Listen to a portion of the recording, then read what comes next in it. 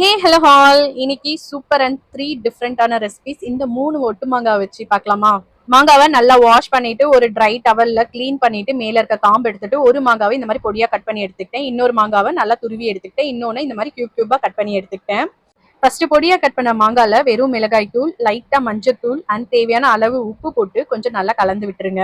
இதை ஒரு பக்கமா வச்சுட்டு இப்ப கியூப் கியூபா கட் பண்ணி வச்சிருக்கிற மாங்காவை எடுத்துக்கோங்க. இதுல வந்து லைட்டா மஞ்சத்தூள் சேர்த்துக்கோங்க. நான் வந்து இந்த ரெசிபிக்கு குழம்புக்கு அரைச்சு வச்சிருக்க மிளகாய் தூள் சேர்த்துக்கிறேன். வெறும் மிளகாய் தூளுமே சேர்த்துக்கலாம். உப்பு சேர்த்துட்டு கொஞ்சம் தண்ணி ஊத்தி அடுப்புல ஏத்திட்டு வேக வைக்கணும். இப்ப இந்த மாங்காவை அடுத்ததா ஒரு தாளிப்பு கரண்டியில கொஞ்சமா நல்லெண்ணெய் விட்டு கடுகு, வெந்தயம், பெருங்காயம் கொஞ்சம் சேர்த்து தாளிச்சு பொடியா கட் பண்ணி வச்சிருக்கிற மாங்கால சேர்த்து கலந்து விட்டீங்கன்னா இன்ஸ்டன்ட் மாங்காய் ஊறுகாய் ரெடி. இப்ப இன்னொரு பாத்திரத்துல வெள்ளத்துல கொஞ்சமா தண்ணி சேர்த்து அடுப்புல வச்சு கரைச்சி எடுத்துக்கோங்க. மாங்காய் வந்து பாதி அளவுக்கு வெந்து வந்த பிறகு கரைச்சி வச்சிருக்கிற வெள்ளத்தை சேர்த்து நல்லா கலந்து விட்டுட்டு இப்ப அடுத்ததா தாளிப்பு கரண்டில கொஞ்சமா எண்ணெய், கடுகு, காஞ்ச மிளகாய் சேர்த்து தாளிச்சு கொட்டி நல்லா கலந்து விட்டு கொஞ்சம் திக்காயி மாங்காய் வந்து நல்லா வெந்து வந்த பிறகு இறக்குனீங்கன்னா வெள்ளை மாங்காய் ரெடி.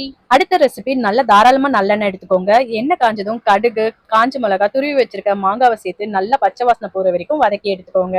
1 டீஸ்பூன் அளவுக்கு கடுகு, 1/2 டீஸ்பூன் வெந்தயம் அண்ட் பெருங்காயம் கொஞ்சம் சேர்த்து நல்லா வறுத்து பொடி பண்ணி வச்சிருக்கேன். அந்த பொடியை சேர்த்துட்டேன். வெறும் மிளகாய் தூள், உப்பு தேவையான அளவு சேர்த்து நல்லா கலந்து விட்டு மீடியம் ஃப்ளேம்ல ஒரு 5 மினிட்ஸ்க்கு கலந்து விட்டு இறக்குனீங்கன்னா மாங்காய் தொக்கு ஊறுகாய் ரெடி.